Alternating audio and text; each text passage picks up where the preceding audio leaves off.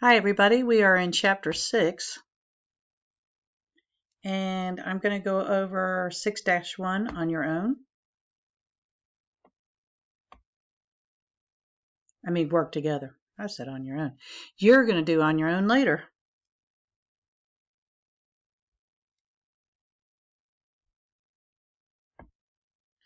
Alright, so here we go.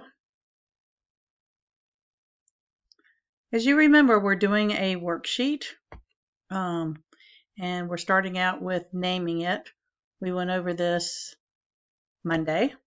So the first thing that we're going to type in is the name of the business, and it says right here, it's Fix It Now. And the next thing we're putting in is the name of the financial document. It's a worksheet. And this is for month ended,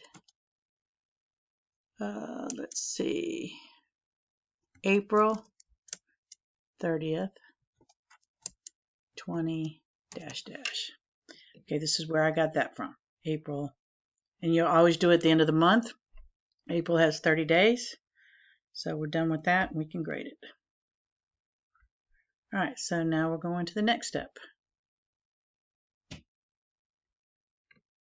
I'm going to unpin this. Make it fit a little bit better so I can see everything. Put it over here. All right, so this is the easiest part of all. Just be careful with the debits and credits. All right, so we're just going to simply transfer everything we see over to here. Okay, just be careful not to misalign it or anything like that. I wish I could speed this up.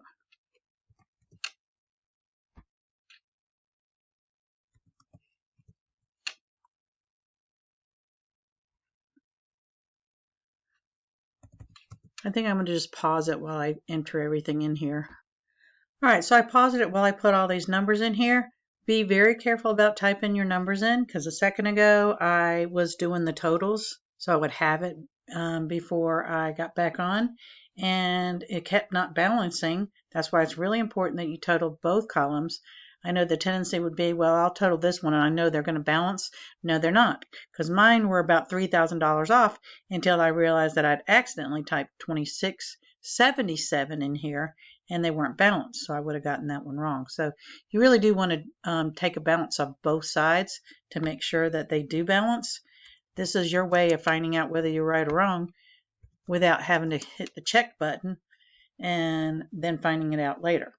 With guided practice, not so much. You're going to get credit either way, but it's just a good habit to get into. All right, so make sure you put the right things in the debit and credit column. Also, the other thing to be careful with is you're not putting anything in income summary. We'll talk about that later. And you're not putting anything in insurance expense because that's going to be an adjustment, and you're not putting anything in supplies expense. So make sure to skip the proper lines while you're doing it. All right, so we're going to click grade final step. And everything is correct. So that is 6-1.